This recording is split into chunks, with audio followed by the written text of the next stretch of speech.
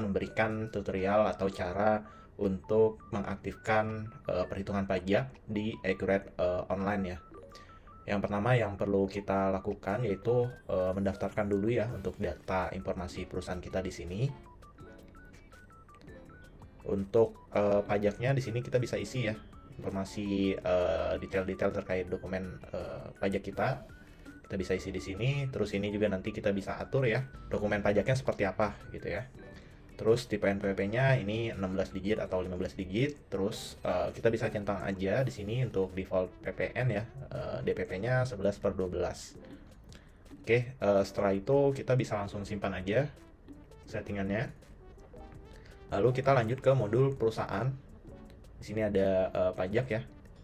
Kita bisa daftarkan pajak apa aja yang kita pakai ya. Di sini kita bisa sesuaikan aja nanti ya, seperti PPN, ada PPh 23 atau 4 ayat 2 dan lain-lain gitu ya. Nanti bisa didaftarkan aja di sini. Seperti itu. Nah, tadi saya udah daftarkan untuk PPN ya di sini. Nah, di sini kita bisa setting persentasenya 12%. Terus untuk akun pajaknya ya, ini adalah refer untuk mappingan akunnya. Jadi ketika nanti menginput transaksi yang dikenakan pajak, nilainya akan diakumulasi di akun penampung ini ya, yang nanti kita bisa tampilkan di laporan keuangan atau di neraca seperti itu. Di sini akun penjualan ini kita refer ke PPN keluaran ya.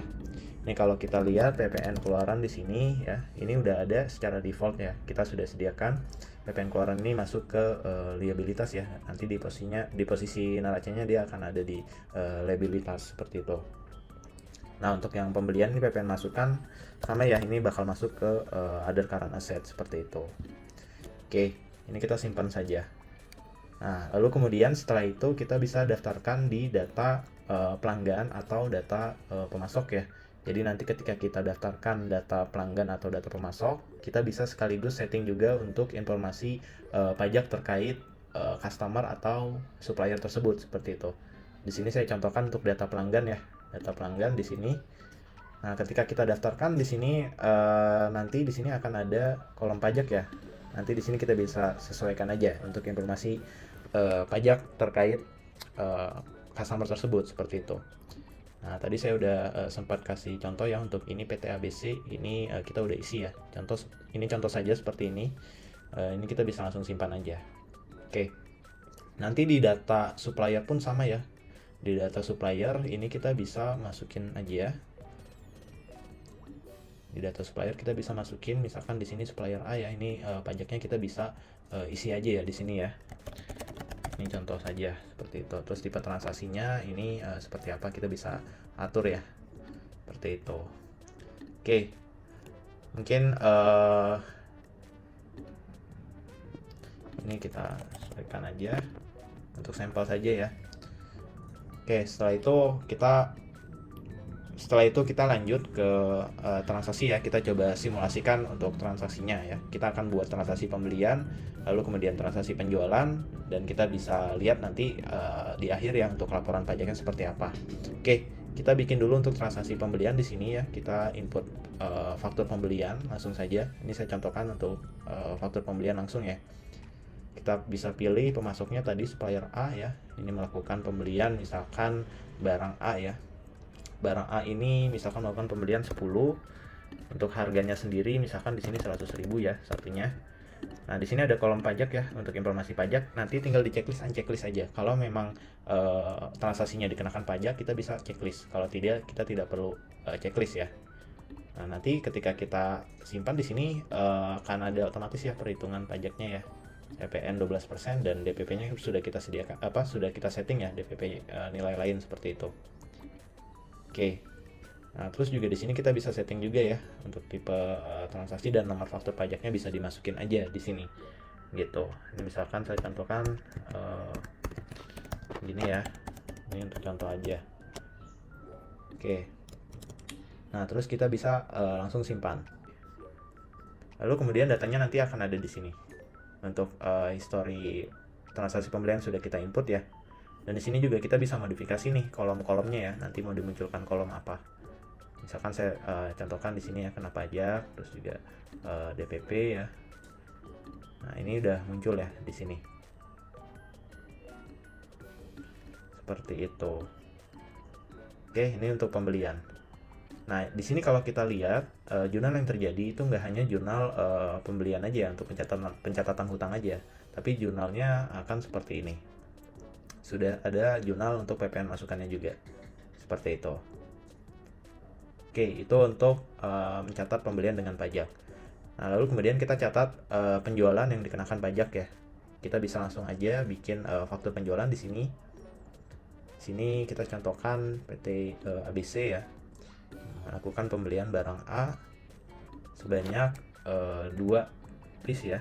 Ini misalkan harganya 250.000. Oke, sama ya, tinggal di checklist unchecklist saja. Kita lanjut. Di sini sudah otomatis juga terhitung ya PPN-nya, dan di sini kita bisa sesuaikan juga ya untuk jenisnya ya, informasi terkait pajaknya. Lalu kemudian kita bisa langsung simpan. Listnya juga sama, ada di sebelah kiri. Ini kita bisa lihat ya. Di sini ini transaksi yang baru kita buat tadi ya. Dan jurnal yang terbentuk seperti ini ya. Sudah ada HPP-nya juga, sudah ada PPN keluarannya juga. Oke. Setelah itu kita bisa ngeceknya nanti di laporan ya. Laporan yang terbentuk di sini sudah masuk untuk perhitungan pajak yang tadi ya, yang sudah tertampung di akun neraca. Kita bisa cek di sini.